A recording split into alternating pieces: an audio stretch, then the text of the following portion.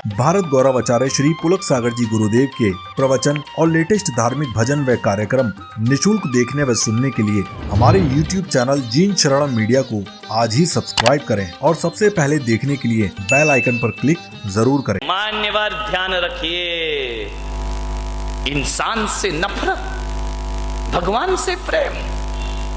ध्यान रखना, दुनिया से भागे फिरते हो, भगवान को तुम क्या पाओगे। ध्यान रखिए मान्यवर, सोचना है आपको, मनुष्य से इतनी गहरी नफरत है आपको। पत्थरों की पूजा करते हो, पत्थर को पूजते पूजते तुम्हारे हृदय तो पत्थर नहीं हो गए हैं। ध्यान रखिए, हम तो उस देश के लोग हैं जो पूजते पत्थरों को हैं लेकिन दिल फूल सा रखा करते हैं। मान्यवर ध्यान रखिए, सोचना है कौन आएगा, आपको विचार करना है। एक बहू ने मेरे प्रवचन सुने और प्रवचन सुनने के बाद मैंने अपने प्रवचन में कहा कि भूखे को भोजन कराना बहुत पुण्य का काम है। प्यासे को पानी पिलाओ, भूखे को भोजन कराओ। सुबह उठकर सबसे पहले यही काम होना चाहिए।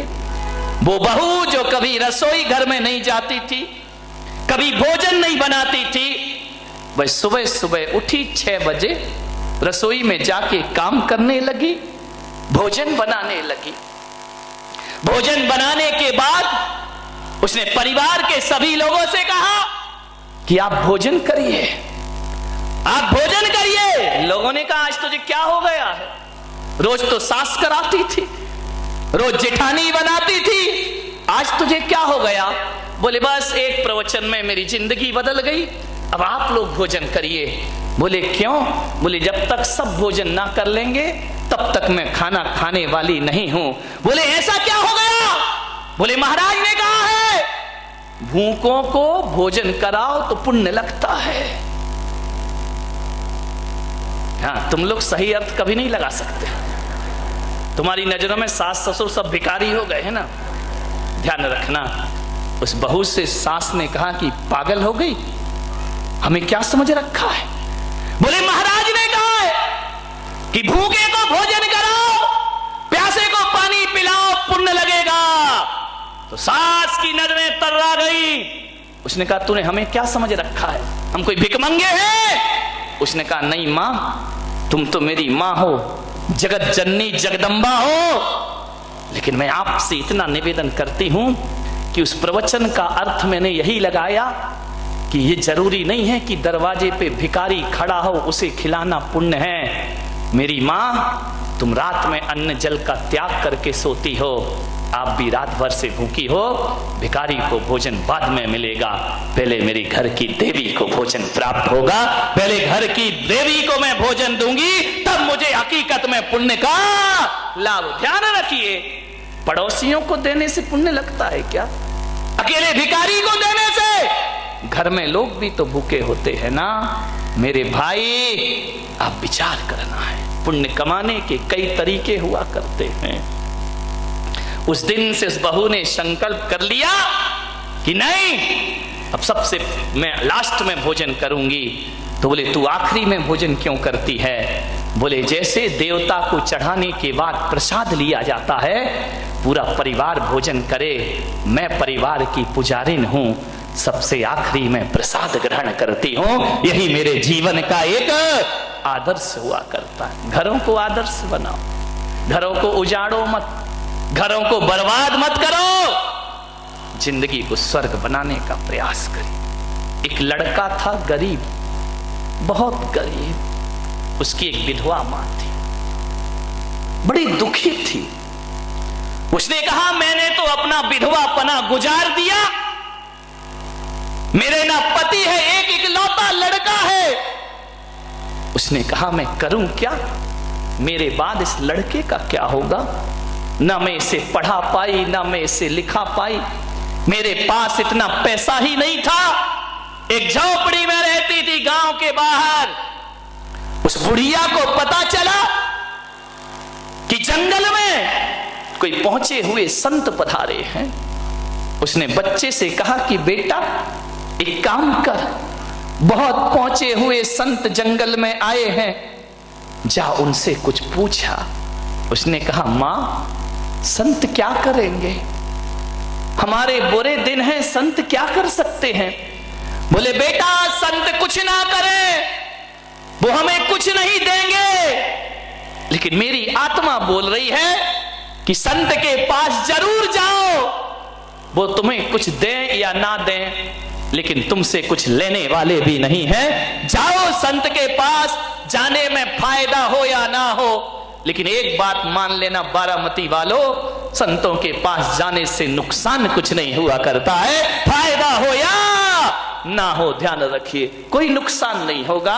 जाओ बेटा कुछ मत मांगना, बस मेरा एक प्रश्न पूछ लेना। बच्चे ने कहा मां क्यों परेशान होती है, मैं खुश हूं ना गरीबी में। बोले बस बेटा जाकर इतना पूछ ले, मेरा कहना मान ले, बहुत बड़े संत है, जाकर इतना पूछना।